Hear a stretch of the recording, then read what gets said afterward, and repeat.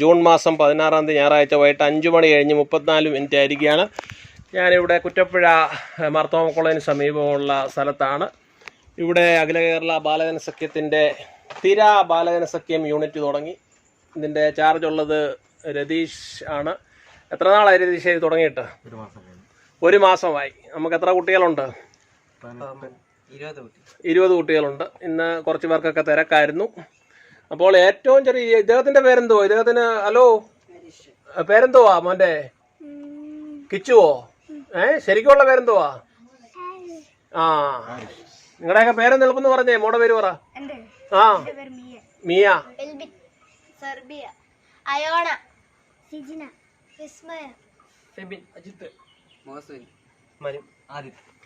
അപ്പോൾ എങ്ങനെയുണ്ട്? ഇന്നത്തെ ക്ലാസ് ഒക്കെ നല്ലതായിരുന്നോ? ഈ വീട്ടിലാണോ എല്ലാ ആഴ്ചയും കൂടുന്നത്? ആ, എന്നപ്പോൾ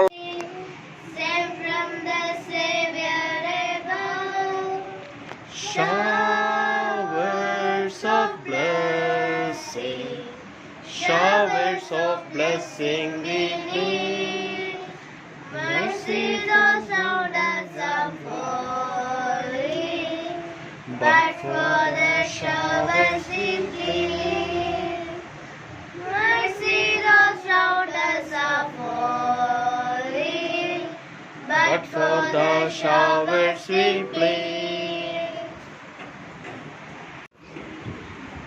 ബാലജന സഖ്യത്തിൽ വന്നുകൂടിയ പ്രസിഡന്റ്, കൂട്ടുകാര്, പിന്നെ കടന്നു വന്നിരിക്കുന്ന സാറിനും എന്റെ സ്നേഹം സ്വാഗതം അറിയിക്കുന്നു.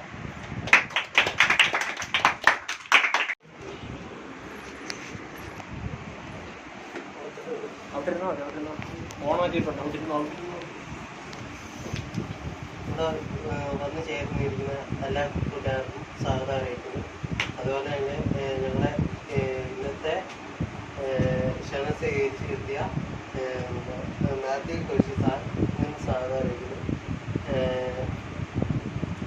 എല്ലാവരുടെയും ഒരു ഞായറാഴ്ച ഒത്തുകൂടലും സന്തോഷം ഒക്കെയാണ് ഞങ്ങളെ മെയിൻ പരിപാടി. ആഘോഷിക്കുന്നത് അത് തന്നെയാണ്. അപ്പം ഞങ്ങൾക്ക് എപ്പോഴും സന്തോഷം നൽകാനും പിന്നെ അറിവുകൾ നേടാനും സാറിനെ കൊണ്ട് പറ്റുന്ന രീതിയിൽ ഞങ്ങളെ സഹായിക്കാനും അറിവ് നേടാനും സഹായിക്കുന്നത്. അതുപോലെ തന്നെ എല്ലാവരുടെ കഴിവും അതുപോലെ തന്നെ എല്ലാവർക്കും ഒരു മികച്ച കൂട്ടായ്മയെ നടത്താനാണ് ഞങ്ങൾ ഇവിടെ വന്നു ചേർക്കുന്നത്.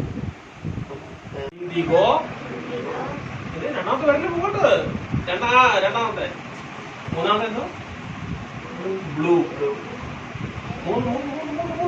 1 2 3. ആ, നാലാമത്തെ എന്തോ ഗ്രീൻ, അഞ്ചാമത്തെ എന്തോ യെല്ലോ, ആറാമത്തെ എന്തോ ഓറഞ്ച്, ഏഴാമത്തെ എന്തോ 1 2 3 4 5 6.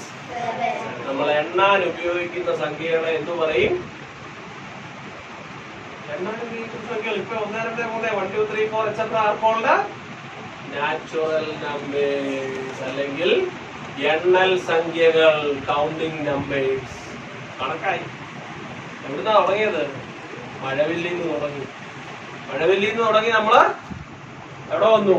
എണ്ണൽ സംഖ്യകളിലോട്ട് വന്നു. ഇനി നമ്മള് പാട്ട് പാടാൻ അറിയാവുന്നവരുണ്ട്? ആ, കൈ വയ്ക്കും. നിങ്ങൾ നല്ലോണം പാടി. Showers of blessing, there shall be showers of blessing. ആശിസ മാരി ഉണ്ടാകാം എന്നാണ്. മലയാളം പറഞ്ഞില്ല, ഇംഗ്ലീഷില് തകർപ്പമുള്ളൂ. എനിക്കത് മലയാളം അറിയത്തുള്ളൂ, എനിക്ക് ഇംഗ്ലീഷ് എനിക്ക് അറിയത്തില്ല. അതുകൊണ്ടാണെങ്കിൽ അതിലൊക്കെ മിസ്സായിപ്പോഴും. ആ, പാട്ട് പാടുമ്പം ഈ 2 തരം പാട്ടാ മെയിനുള്ളത്. കർണാടക സംഗീതമുണ്ട്.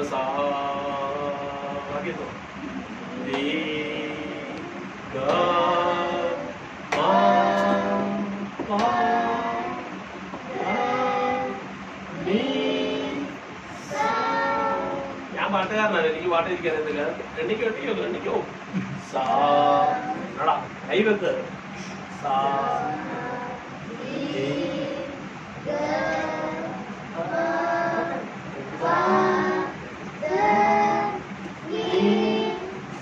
എത്ര സ്വരങ്ങളുണ്ട്? നീ വരെ ഉള്ളൂ. സാ റിപ്പീറ്റാ. അപ്പൊ എത്രമായി? 7 സ്വരങ്ങളാണ്.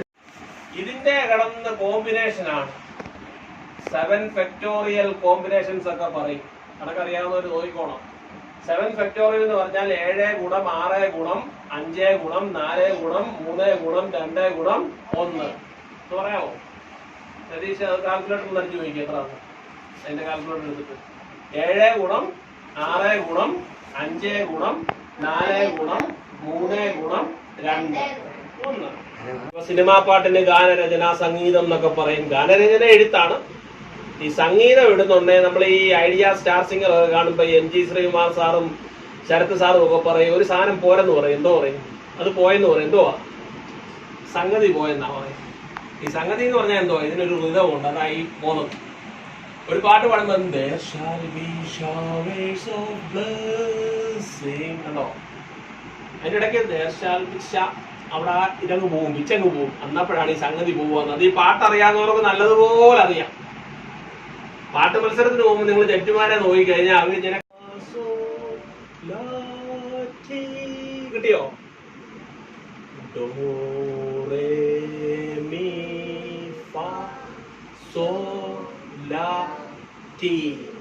ഡോ റേ മീ ഫാ സോ ലാ ടി പഠിച്ചോ? സാരി ഗ മ പ ദ നി. ഡോ റേ മീ ഫാ സോ ലാ ടി കിട്ടിയോ? ഡോ റേ മീ ഫാ സോ ലാ ടി. നിങ്ങൾ ഈ വലിയ പള്ളികളിലൊക്കെ ഇംഗ്ലീഷ് പാട്ടൊക്കെ പാടുന്ന കൊയറിന്റെ അടുത്ത് ചെല്ലണം. ഈ ക്രിസ്മസ് കരോളിലൊക്കെ ചെല്ലുമ്പോൾ ഞങ്ങളുടെ കുട്ടിപ്പുഴ പള്ളിയിലൊക്കെ വന്നാൽ മതി. അവിടെ എല്ലാം വലിയ ഇംഗ്ലീഷ് കാരാ. നമ്മളൊക്കെ അവിടെ മൂലഗിരി. അപ്പൊ അവര് ഈ കൊയർ അങ്ങോട്ട് തുടങ്ങുന്നതിന് മുമ്പ് ഇംഗ്ലീഷ് പാട്ട് പാടുന്നതിന് മുമ്പ് കൊയർ മാസ്റ്റർ വന്ന് ഡോ ഡോ ഡോ ഡോ റേ മീ ഫാ സോ ലാ ടി. ഫുട്ബോൾ കളിക്കുന്നവരുണ്ട്. നിങ്ങളൊക്കെ ഫുട്ബോൾ കളിക്കുന്നവരുണ്ട്. അപ്പൊ ഒരു മാച്ച് ഒക്കെ അങ്ങോട്ട് വരുന്നോണ്ട് നേരെ ഓടിച്ചെന്നാ കളിക്കുവാണോ? അങ്ങനെ വെക്കല്ലെന്ന് എന്തോ പരിപാടി. അങ്ങോട്ട് ഞാൻ ആദ്യം ഗ്രൗണ്ടിനെ മൂലയ്ക്ക് നിന്ന് വാമപ്പ് ചെയ്യും അല്ലേ? ഒരു റൗണ്ട് ഓടും, പിന്നെ എക്സസൈസ് ചെയ്യും. ഇതെല്ലാത്തിനും വേണം. പാട്ട് പാടുന്നവൻ രാവിലെ എഴുതി നേരെ പോയൊക്കെ പാടുമല്ല. പുള്ളി അവിടെ ചെന്നിങ്ങനെ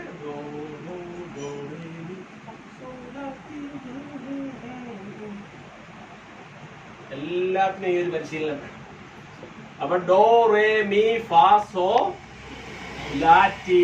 Dr A dear A female dear ray A drop of golden sun me A name I call myself far a long, long way to run. So a needle pulling thread, love a note to follow. So tea, a drink with jam and bread that will bring us back to do a dear, a female dear. ഇത് പഠിക്കാനുള്ള ഒരു എളുപ്പം ഒരു റൈമായത്. അത് ഞാനിപ്പോൾ എടുക്കുന്നില്ല. അത് എടുത്തു കഴിഞ്ഞാൽ ഒരു 10-20 മിനിറ്റ് അങ്ങ് എടുക്കും. ഇതൊക്കെ ഞാൻ അടുത്ത പ്രാവശ്യം വരുമ്പോൾ എപ്പോഴേലും വന്ന് ചെയ്തോളാം. അപ്പൊ ഡോ റേ മീ ഫാ സോ ലാ ടി. കുഞ്ഞുങ്ങൾ വലിയൊരു പറഞ്ഞാലായിരുന്നു സർദാർ ഉണ്ടല്ലോ. ആ സർദാർ അല്ല, സിംഗർ ഞാൻ ഉദ്ദേശിച്ചത്. അതൊക്കെ 1947 ഞാൻ ഉദ്ദേശിച്ച 2005 സോണിയാഗാന്ധിനൊക്കെ ഒരു വലം കൈയായിരുന്നു. പറ രതീഷ് പറ, പറഞ്ഞു കൊടുക്കുള്ളത്. മൻമോഹൻ സിംഗ്. മൻമോഹൻ സിംഗിന്റെ പേരിന് മുമ്പ് ഡോക്ടർ എന്ന് എഴുതുമായിരുന്നു. DR doctor Manmohan Singh.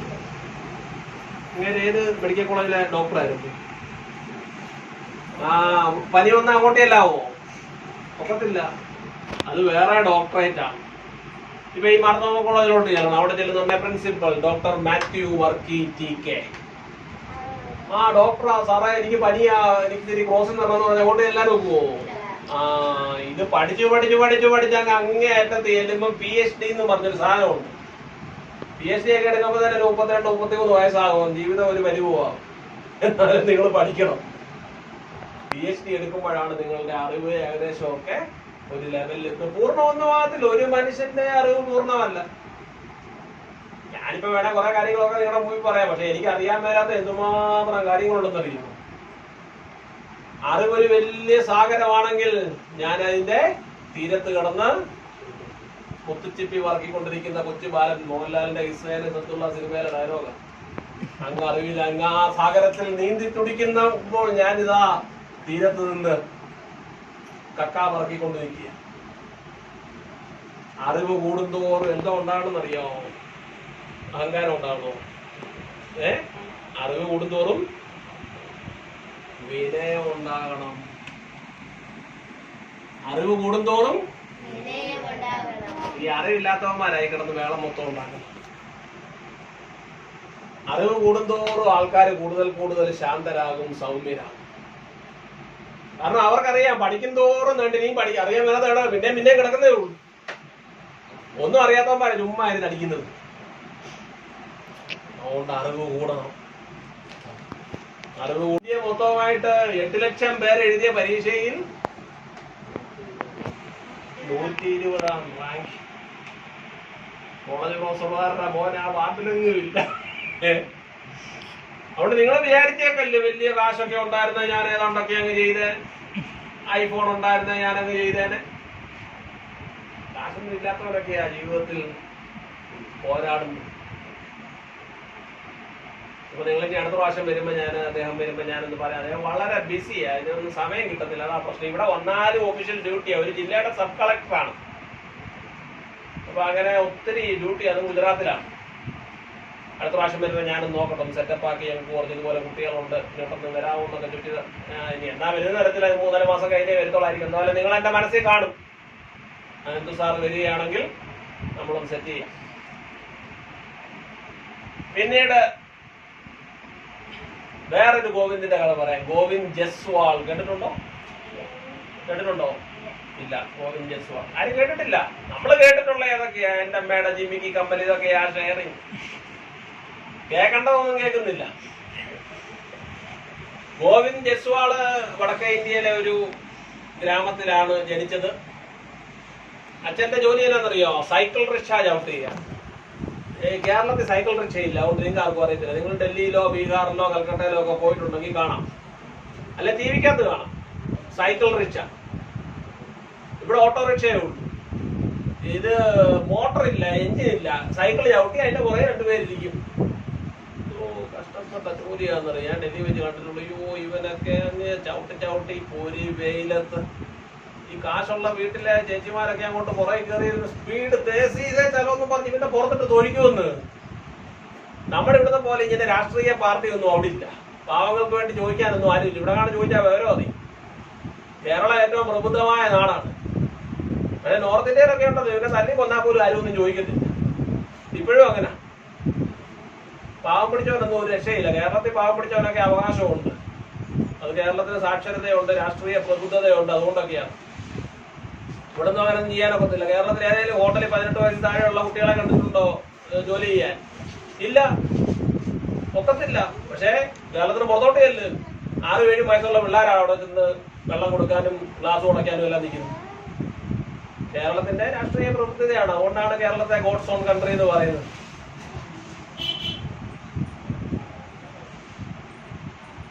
അപ്പൊ ഗോവിന്ദ് ജസ്വാളിന്റെ അച്ഛൻ ഇതായിരുന്നു ജോലി.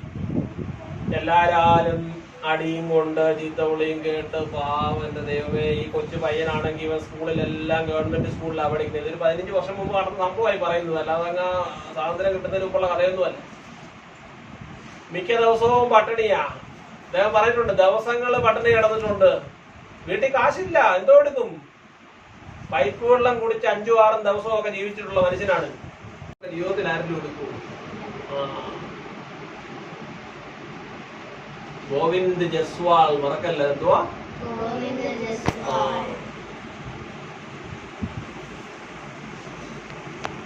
ഈ കൊച്ചൻ നേരെ ഡൽഹിക്ക് വിട്ടു. അവിടെ ജവഹർലാൽ നെഹ്റു യൂണിവേഴ്സിറ്റി, അവിടെ ഇഷ്ടംപോലെ യൂണിവേഴ്സിറ്റി ഉണ്ട്. അവിടെ ഫീസ് കുറവാ, എന്നാലും ജീവിത ചെലവ് ഒത്തിരി ചെയ്യുന്നു. ഡൽഹിയിൽ ഒരു മാസം ജീവിക്കണേ എങ്ങനെ കളിച്ചാലും ഒരു 20,000 രൂപ ചെലവ് വരും. അതുപോലെ ചെലവുള്ള സ്ഥലമാണ് ഡൽഹിയിൽ. ഞാൻ 10 വർഷം താമസിച്ചു. പിന്നെ ഹോസ്റ്റലും ഒക്കെ ഉണ്ടായതുകൊണ്ട് ഒരു വിധത്തിൽ പിടിച്ചു നിന്നു. അങ്ങനെ 8 ലക്ഷം പേര് എഴുതിയ പരീക്ഷയിൽ ഗോവിന്ദ് ജസ്വാൾ 48ാമത് റാങ്കുകാരനായിട്ട് പാസ്സായി. ഇവരുടെ മുഖം എടുക്കണം, ഇവരുടെ മുഖം എടുക്കണം. അതിലാ കാര്യം. എന്നെ ഞാനിങ്ങനെ ആക്ടിങ് ഒരു ബെസ്റ്റ് ആക്ടർ. അവരറിയാതിരുന്നു, കുഴപ്പമില്ല. 8 ലക്ഷം പേര് എഴുതിയ പരീക്ഷ. 2 കോളേജ് പ്രൊഫസർമാരുടെ മോൻ തോറ്റ് തുന്നം പാടിയ പരീക്ഷ. ആരുടെ മോൻ 48ാമത്തെ റാങ്കിൽ പാസ്സായി? സൈക്കിൾ റിക്ഷാക്കാരന്റെ മകൻ 48ാമത്തെ റാങ്കിൽ പാസ്സായി. റിസൾട്ടൊക്കെ അറിഞ്ഞിട്ട് പ്രതിസന്ധികൾക്കെതിരെ പോരാടിയ മോളിതൊന്ന് ഉറക്കം വായിച്ചേ. ഇത് വായന, അതിനകത്ത് എഴുതിയേക്കുന്ന കൈ പിടിച്ച് വായിച്ചോ. ഉറക്ക വായന. മലയാളം വായിക്കാൻ അറിയത്തില്ല, താഴെ എഴുതിയേക്കുന്നത് താഴത്തെ ഉറക്ക വായന. ചുരുളറക്ക വായന. വൃക്ഷ വലിച്ചും ആകെയുള്ള ഭൂമി വിറ്റും അച്ഛൻ ഈ മകനെ പഠിപ്പിച്ചു. ജനം പരിഹസിച്ചു വൃക്ഷക്കാരനെ. മകൻ എത്ര പഠിച്ചാലും വൃക്ഷക്കാരന്റെ മകൻ എത്ര പഠിച്ചാലും അവനെ വൃക്ഷക്കാരനാവാനേ കഴിയും. ഒടുവിൽ പരിഹാസം കേട്ട് മനം മടുത്ത അച്ഛനെ മകൻ കൊടുത്ത് സമ്മാനം IAS പരീക്ഷയിൽ 48ാം റാങ്ക്. ഗോവിന്ദ് ജസ്വാളിന്റെ കൈ ഒന്ന് സൂക്ഷിച്ചു നോക്കിയ, കയ്യിലോട്ടൊന്ന് സൂക്ഷിച്ചു നോക്കിയ, ഞരമ്പ് തെളിഞ്ഞ് നിൽക്കുന്ന കാണാം. പട്ടണ കിടന്നവന്റെ കാണുന്നില്ലേ? ഇല്ലേ? അത് ഇന്റർനെറ്റിൽ ഈ ഫോട്ടോ അവൈലബിൾ, അത് ഡൗൺലോഡ് ചെയ്ത് സൂം ചെയ്ത് നോക്കണം. പട്ടിണി കിടന്നവന്റെ കയ്യാ. നിങ്ങളാരും പട്ടിണി കിടന്നിട്ടുണ്ടോ? ഇല്ല. നിങ്ങൾക്ക് എന്തൊക്കെ സംഭവിച്ചാലും നിങ്ങളുടെ അച്ഛനും അമ്മയും ഭക്ഷണമെങ്കിലും തരും, ശരിയല്ലേ? നമ്മുടെ പരാതി എന്തോ, നമുക്ക് ലേസ് ഇല്ല, കുർക്കുര ഇല്ല എന്ന് ഈ ഉണക്കമീൻ മാത്രമേ ഉള്ളൂ. കേട്ടാ, പൈപ്പ് വെള്ളം കുടിച്ച് ജീവിച്ചതാ. ഒരു മുരിങ്ങിക്കാത്തോരൻ, ചീരത്തോരൻ, എനിക്ക് കുഴിമന്തി വേണം. വേണ്ട, പൈപ്പ് വെള്ളം കുടിച്ച് പട്ടണി കിടന്ന് ജീവിച്ചവൻ. ഈ കൈ സൂക്ഷിച്ച് സൂം ചെയ്ത് നോക്കണം, ഇന്റർനെറ്റിൽ നിർത്തിട്ട്. പട്ടണി കിടന്നവന്റെ കൈയാ. അപ്പന്റെ മുഖത്ത് സന്തോഷം കണ്ടു.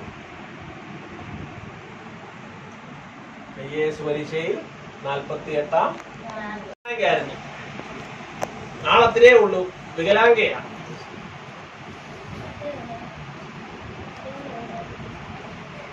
നടക്കാനും വയ്യ, നീളമില്ല, കൈ കുറിയതാണ്. നിങ്ങൾക്കൊക്കെ ഒരു പരാതി കാണും, എന്നെ കാണാൻ ഒരു രസമില്ല, ഷോ എന്റെ മൂക്ക് ഇങ്ങനെ ആയിരിക്കുന്നത്, എന്റെ ചെവി ഇങ്ങനെ ആയിരിക്കുന്നത്. ആ കുട്ടിയുടെ ഞാൻ പ്രസംഗിക്കുന്നൊന്നുമില്ലോണ്ടോ? ഉണ്ടോ? ഞാനിങ്ങനെ സംസാരിച്ചോണ്ടിരിക്കുന്നില്ലേ? 5-10 മിനിറ്റ് സംസാരിച്ചൂടെ? 5 മണിയല്ലേ ഉള്ളൂ. നമ്മൾ 4:30 തുടങ്ങിയത്. വേണം ഇപ്പൊ നിർത്താൻ, എനിക്ക് കുഴപ്പമൊന്നുമില്ല. ഒരു കഥയുടെ പറഞ്ഞങ്ങ് അവസാനിപ്പിക്കും. അതൊരു വെള്ളം തരാൻ ഏറ്റവും അഴുക്ക് ക്ലാസ്സിലേ കൊടുക്കത്തുള്ളൂ അല്ലേ? അതേസമയം മോഡൽ സ്കൂളിലെ പ്രിൻസിപ്പൾ വന്നാ വലിയ സ്വർണ്ണ തളികയോ മാഡം എന്നൊക്കെ പറഞ്ഞിരുന്നു. അത്ര സമൂഹത്തിലൊക്കെ ഇപ്പോഴും അസമത്വമൊക്കെ ഉണ്ട് കേട്ടോ. നമ്മൾ ഇമ്മ പറയും എല്ലാരും ഒന്നാന്ന്. എല്ലായിടത്തും അനീതിയുണ്ട്, അസമത്വമുണ്ട്. പിന്നെ നമ്മളാരും അതൊക്കെ പരസ്യമായിട്ടൊന്നും പറയാറില്ല. അപ്പൊ ഈ സ്ത്രീ 30 വർഷക്കാലം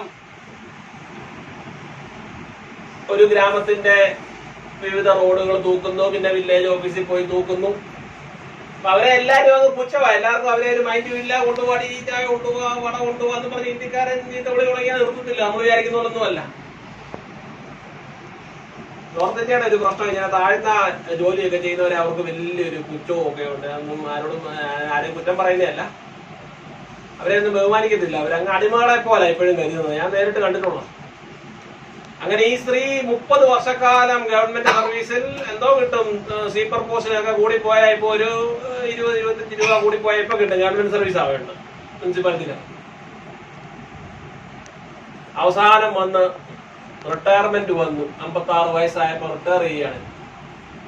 അപ്പൊ വില്ലേജ് ഓഫീസറോട് ആരാണ്ട് പറഞ്ഞു, സാറേ ഇവര് 10-30 വർഷമായിട്ട് ഇവിടെ ജോലി ചെയ്യുക, നമുക്ക് എന്തെങ്കിലുമൊക്കെ ഒന്ന് ഒരു മീറ്റിംഗ്. എങ്കിൽ ശരി, ശാംകോ 3:30 ബജെ ചായ സമോസ ഓർ മീറ്റിംഗ് കരോ. നോർത്ത് ഇന്ത്യൻ ഏത് ആഘോഷം ഉണ്ടെങ്കിലും ചായ സമോസ.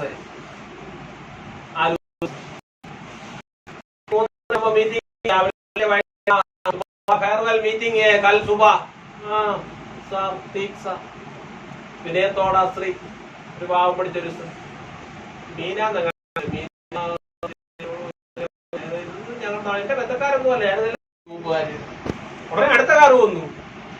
അവിടുത്തെ PWDയിലെ ചീഫ് എഞ്ചിനീയർ, വലിയൊരു എഞ്ചിനീയർ അടുത്ത കാറിൽ വന്ന് ഇറങ്ങി. റിട്ടയർമെന്റ് വില്ലേജ് ഓഫീസർ ആപ്പാടെ സംഭിച്ചു. ഗ്രൂപ്പുകാരുടെ റിട്ടയർമെന്റ് ആദ്യം വന്നയാളാണ്. രണ്ടാമത് വന്നത് PWD എഞ്ചിനീയർ, ഗവൺമെന്റ് സർവീസിലെ വലിയ എഞ്ചിനീയർ. മൂന്നാമത് അടുത്ത കാറ് വന്നു. അവിടുത്തെ ഗവൺമെന്റ് മെഡിക്കൽ കോളേജിലെ വലിയ സീനിയർ ഒരു ഡോക്ടർ. അയ്യോ, എല്ലാവരും കേട്ടിപ്പോ എന്തോ കാര്യം നടന്ന സംഭവം. 15 വർഷം മുമ്പ്. ഞാൻ ചുമ്മാ പറയുന്നതല്ല, ഇന്റർനെറ്റ് അടിച്ചു നോക്കിയാൽ മതി. ഇയാള് ചുമ്മാ ഇരുന്നങ്ങ് അടിക്കുവാണല്ലോന്നായിരിക്കും നിങ്ങൾ പറയുന്നത്. വില്ലേജ് ഓഫീസർ ഞാൻ സ്തംഭിച്ച് നിൽക്കുക. പുള്ളിക്കൊന്നും മനസ്സിലാകുന്നു. ഒരു IAS കാരൻ ഒരു PWD എഞ്ചിനീയർ, ഒരു മെഡിക്കൽ കോളേജിലെ ഡോക്ടർ. क्या हुआ था? हाँ ये हमारा माताजी है, ഞങ്ങളുടെ അമ്മയായി സ്ത്രീ എന്ന് പുള്ളി തല കറങ്ങി താഴെ വിടില്ല. ആരാ തൂപ്പുകാരി? ഈ 3 പേരുടെ ആർക്കും വിശ്വസിക്കാമോ? അമ്മ പറഞ്ഞു, ആൻറ്റി സാർ മേരാ ബച്ചാ ഹേ, എന്റെ മക്കളാണിവ. സാർ എന്നെ ഇത്രയും നാള് ചീത്ത വിളിച്ചില്ലേ, ഞാൻ ഒരു അക്ഷരം മിണ്ടിയില്ല. പക്ഷേ കണ്ടോണം, ഇന്റർനെറ്റിലെ ഏറ്റവും മനോഹരമായ ഒരു ഫോട്ടോയായിരുന്നു. DM എന്ന് പറഞ്ഞാൽ ഡിസ്ട്രിക്ട് മജിസ്ട്രേറ്റ്, ഡോക്ടർ, എഞ്ചിനീയർ. അമ്മ ഇരിക്കുന്ന കണ്ടോ? അമ്മ കോട്ടും സൂട്ടുമാണ് ഇട്ടേക്കുന്നത്, ആണോ? അപ്പൊ ഇന്നത്തെ എന്തോ പറയുന്നത്, പെണ്ണുങ്ങള് സ്വാതന്ത്ര്യം വേണമെങ്കിൽ കോട്ടിടണം, സൂട്ടിടണം, വേണോ? ആ കുടിച്ചോ, കണ്ടോ? സാരിയൊക്കെ എടുത്ത് തലേ കൂടെ സാരിയൊക്കെ ഇട്ടോണ്ട് ആ സ്ത്രീ ഇരിക്കുന്നതാണ്. അപ്പത്തേനും മീഡിയ എല്ലാം അറിഞ്ഞു, ഇതെല്ലാം അറിഞ്ഞ് ഓടി വന്നു. തൂപ്പുകാരിയുടെ മക്കൾ IAS, ഡോക്ടർ, എഞ്ചിനീയർ. അവസാനം വില്ലേജ് ഓഫീസർ അവരെ പോയി ക്ഷമയൊക്കെ പറഞ്ഞ്, ഞങ്ങൾ ഇത്രയും നാൾ അറിയത്തില്ലായിരുന്നു, ക്ഷമിക്കണം എന്നൊക്കെ പറഞ്ഞു.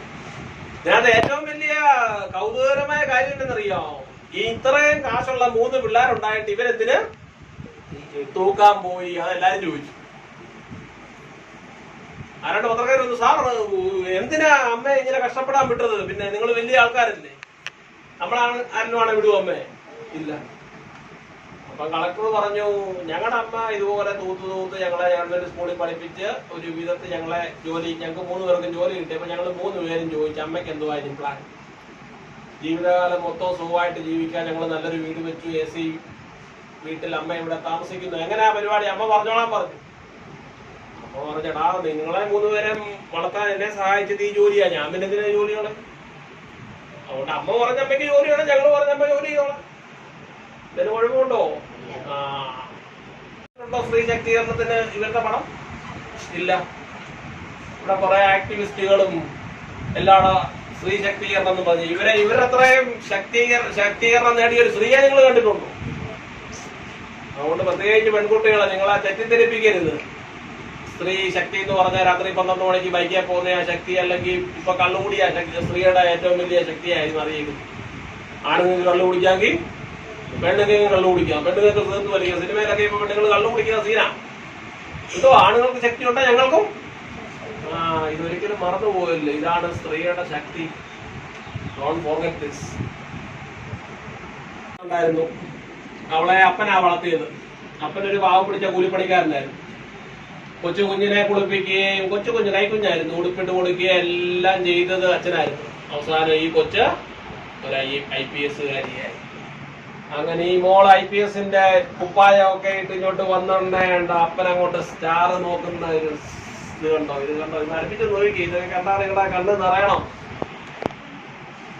ആ അപ്പന്റെ മോളെയും കണ്ണുകളിലോട്ട് നോക്കി. കൊച്ചു കുഞ്ഞായിരുന്നപ്പം കുളിപ്പിച്ച് ഉടുപ്പ് മാറ്റി കൊടുത്ത അപ്പനാണ്. മോൾ IPS കാരിയായി വന്നപ്പോ ആ മോളെ കണ്ണിലോട്ടൊന്ന് നോക്കിയേ. മോളെ എന്ത് അഭിമാനത്തോടു കൂടി അപ്പനെ നോക്കുന്നത്. മോളത്തെ നോക്കിയോ, മോളത്തെ മോളും അപ്പനുമാ.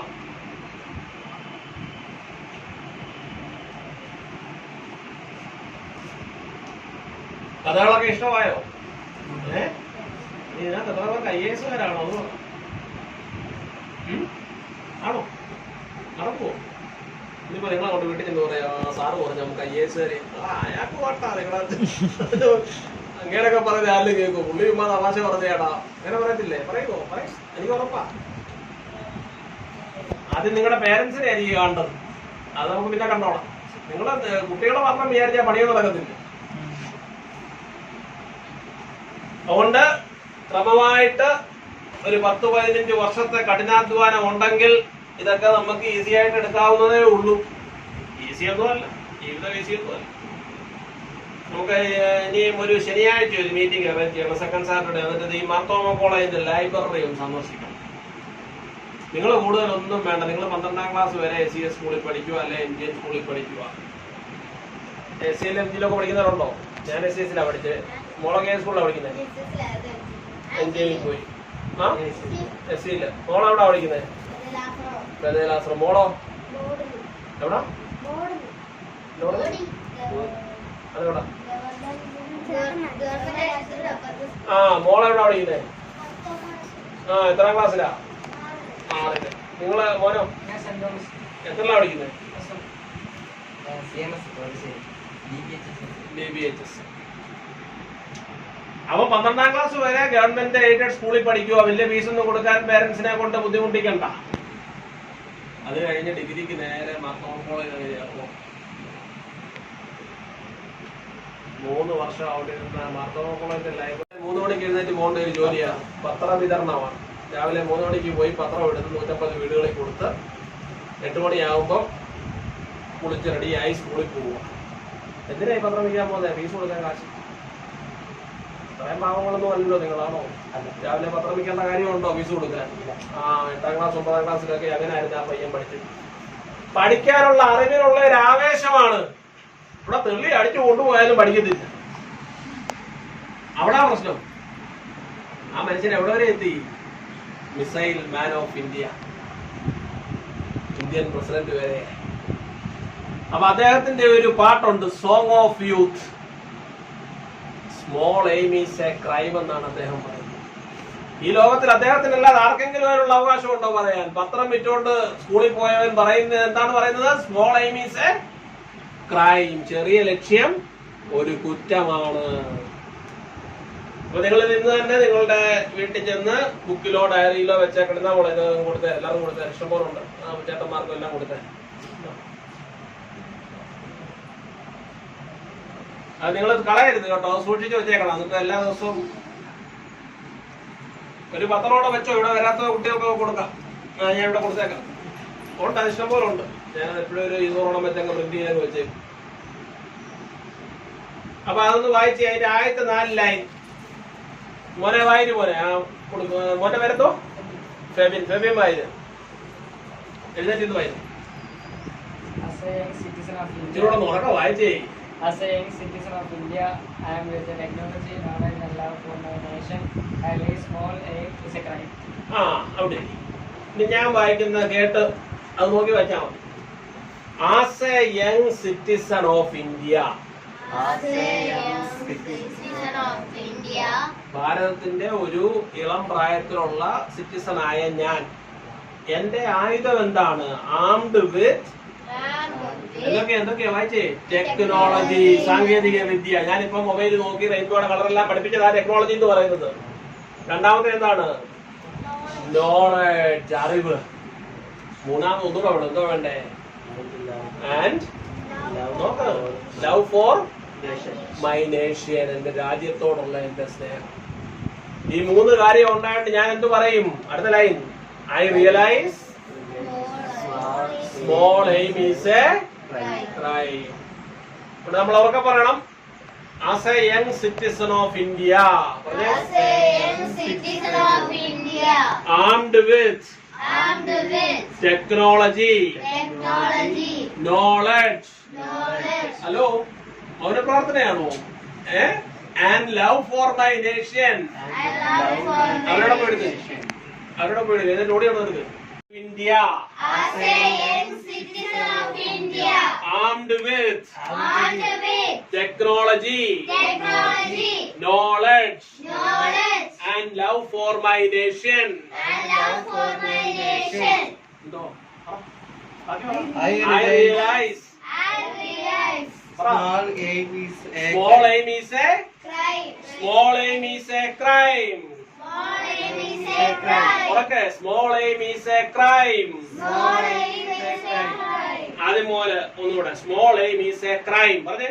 Small aim is a crime. As a young citizen of India, As a young citizen of India, armed with technology, knowledge, and love for my nation, and love for my nation, I realize small aim is a crime. small aim is a crime. Small aim is a crime. Small aim is a crime. പറയടാ, small aim is a crime. പറഞ്ഞേ.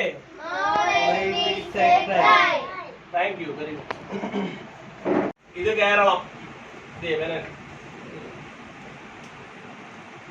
ഇത് India, ഇത് America. മറന്നുപോലെ അപ്പൊ സൂര്യൻ ഇവിടെ നിൽക്കുകയാണ്. ഇപ്പൊ ഇന്ത്യയിൽ എന്താണ്? സൂര്യൻ. അപ്പൊ എന്താണ്? വെളിച്ചം. ഭൂമി ഇങ്ങനെ അതിന്റെ അച്ചുതണ്ടിൽ ഇങ്ങനെ കറങ്ങും, സൂര്യനും കറങ്ങും. വേറെ കാര്യം, ഇന്ത്യ ഇവിടെ ആണോ ഓർക്കണോ? അതിന്റെ പുറകിൽ ഏതാണ്? അപ്പൊ ഇന്ത്യ സൂര്യന് നിൽക്കുമ്പോ അമേരിക്കയിൽ എന്താണ്? രാത്രിയാണ്. ഇപ്പൊ അമേരിക്ക നേരം വിളിക്കുന്നതേ ഉള്ളൂ. ഇന്ത്യ ഇങ്ങനെ പതുക്കെ കറങ്ങും, സൂര്യനും കറങ്ങും. വേറെ കാര്യം, ഇന്ത്യ ഇങ്ങനെ കറങ്ങി ഇവിടെ ആകുമ്പോഴത്തേന് എന്താണ്? സൂര്യന്റെ ഇച്ചിരിയേ കിട്ടത്തുള്ളൂ. ഇപ്പൊ ആ സമയമായി നമുക്ക്. നമ്മൾ സൂര്യനിൽ നിന്ന് ഇങ്ങനെ ദൂരെ പോവുക. അതുകൊണ്ടാ വെളിച്ചം കുറഞ്ഞു വരുന്നത്. ഒരു 7 മണിയാകുമ്പോഴത്തേന് ഇന്ത്യ കിഴക്കുദിക്കുന്നു, പടിഞ്ഞാറ് അസ്തമിക്കുന്നു. എന്നാലും ഒരു 10ാം ക്ലാസ് ഒക്കെ ആകുമ്പോഴത്തേന് ഇത് അറിഞ്ഞിരിക്കണം. വളരെ സിമ്പിളാണ്, ഒന്നുമില്ല, ഇത്രയേ ഉള്ളൂ. സൂര്യൻ ഉദിക്കുന്നതും സൂര്യനസ്തം. ഒരു ബോളർ ഉണ്ടെങ്കിൽ പിന്നെ സൂര്യഗ്രഹണം എന്താണ്, ചന്ദ്രഗ്രഹണം, അതൊക്കെ പിന്നെ പഠിപ്പിക്കാം, കുഴപ്പമില്ല, നമുക്ക് സമയമുണ്ടല്ലോ. അത്രയേ ഉള്ളൂ.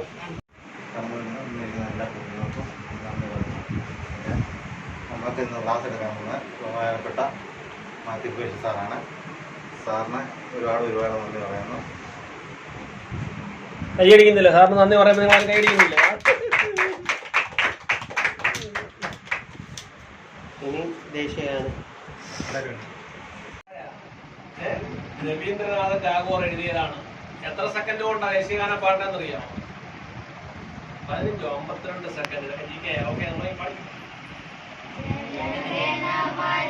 अधिनायक जय हे भारत भाग्य विधाता पंजाब सिंध गुजरात मराठा द्राविड उत्कल गंगा विंध्य हिमाचल यमुना गंगा उच्चल जलधि तरंगा तब शुभ नामे जागे तब शुभ आशीष मागे गावे तब जय गाथा जनगण मंगलदायक जय हे भारत भाग्य विधाता जय हे जय हे जय हे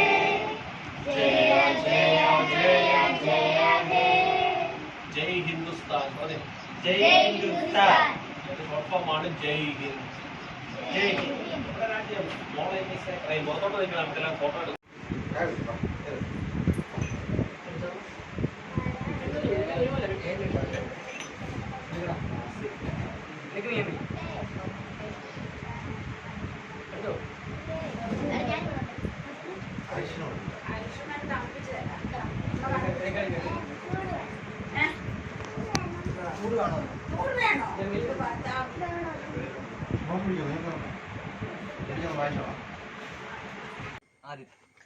അപ്പോൾ എങ്ങനെയുണ്ട് ഇന്നത്തെ ക്ലാസ് ഒക്കെ? നല്ലതായിരുന്നോ?